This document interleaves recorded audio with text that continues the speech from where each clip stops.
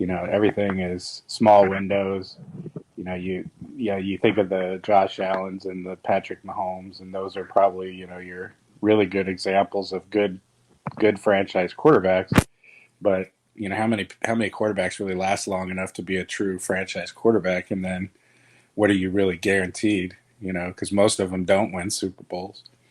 So I just thought that would be an interesting topic because I hear a lot. Like I said, I hear some other content creators really talking about how we need one, and I'm thinking, well, we went to 3 NFC championships, without a true franchise quarterback.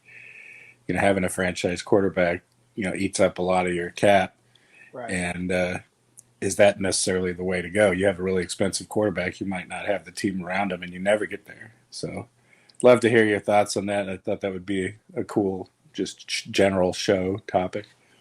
Oh, definitely. Okay, so franchise quarterback, in my opinion, a franchise quarterback is someone that, regardless of the circumstances of the team, he can you have a chance with him going to the playoffs, maybe still a championship type contender, right? Like regardless of what else is going on, you can still be that guy. Now, will that guy just guarantee you a Super Bowl? No, right? We watched Aaron Rodgers for years, and he has one Super Bowl win. We watched Drew Brees for years; he had one Super Bowl win, right? But you knew every year with Drew Brees, every year with Aaron Rodgers, you have a chance, and I think that's what a franchise quarterback is, where it, regardless of the team's circumstances, they will be in the mix.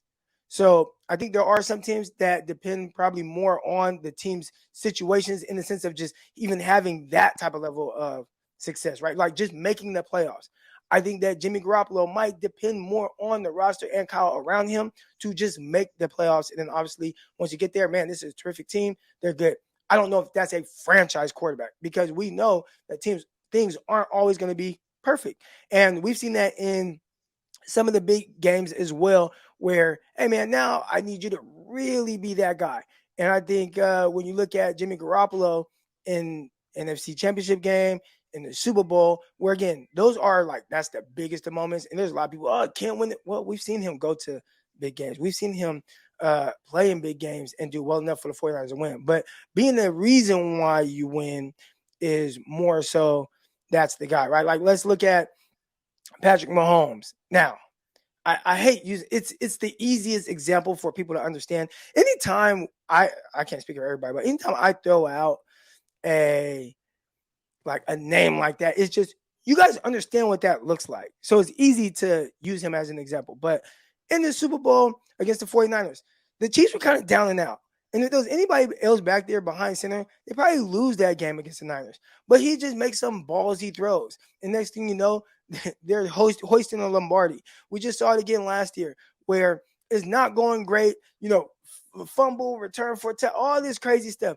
And the next thing you know, even though you're down, boom, he just brings you back, right? Like that's the ideal version of a franchise quarterback. But ultimately, I believe it's just someone who, regardless of the circumstances, you'll be in the mix. And I think that's what a franchise quarterback is. Like, man, my running backs hurt, my receivers hurt. Man, we are still in the mix. Yeah, it's interesting because if you're not paying a quarterback $30 million a year or whatever, look at what the 49ers have done. You know, knocking on the door. For the last 5 years or whatever. And granted, they paid Jimmy a good amount of money, but in theory, you could be knocking on the door every year and field a team like the Niners if you weren't paying all that money for the quarterback, and potentially, win a Super Bowl while you're in that mode. And I'm just wondering if that's a repeatable long term strategy, rather than investing in a franchise quarterback. In theory, 49ers could field a team this strong forever. If they just manage their caps, right. And so I'm just thinking about it like that, thinking about the what if. Oh, I think you're on mute. I'm on mute. Thank you. I think the only issue with that is you would have to bank on continuing to find someone like Jimmy G, continuing to find someone like Brock Purdy. And I think that might be more difficult. Like I don't think that that's right. Like because essentially that's Kirk Cousins, right? where it's just someone who you ideally, hey man, this guy, like, he's good enough, like, man, we could build a roster around him. But then at some point you got to pay Kirk Cousins, and that's when it becomes more of an issue, right? So Like, you think know, about the situation with the Washington Commanders, Washington Redskins at that time. They did not want to pay him long term. Why? Because, like, oh, he's not really that guy. If we're not able to build this type of roster around him, is he still going to be able to have a certain level of success to put us over the top, or is it just going to be a whole lot of yards and empty stats? And I think that's the part that makes it difficult, because at some point you're going to have to pay that guy, unless you just say, you know what, every year we're going to just, draft a guy in the, 4th, 5th, 6th, 7th round. And eventually, like, one of these guys will be someone who, if we don't want to pay a Brock Purdy, because I mean, that's another guy, right? At some point, you might have to pay Brock Purdy $40 million a year. But you're looking at it like, man, I mean, Brock Purdy, he plays very well, but we see why he's playing well.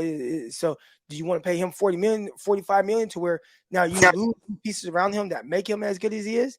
And if that's the case, then you might get in a little bit of a trouble and not be able to have that type of roster around him. So do you just keep taking swings on mid to late round guys that potentially can come in for, 3-4 years and play well, so you can continue to keep a roster around them? And I think that's the hardest thing with that philosophy. yeah, do you think that? So it sounds like you don't necessarily subscribe to the idea that any old mediocre quarterback can run Kyle's offense, given how good it's schemed up. So I know some other content creators say that every once in a while, like, oh yeah, any proficient QB, Kyle Shanahan's office is set up to make quarterbacks successful, and so you don't need a Patrick Mahomes or even a, I don't know, pick any mid-level quarterback in the NFL. I think that Kyle definitely helps, and I think the roster helps, but there still has to be this certain level of competency from the quarterback. I think there still has to be this level of, hey man, like, this guy is doing the things that's asked of him, and we've seen several quarterbacks that could not do that. Right?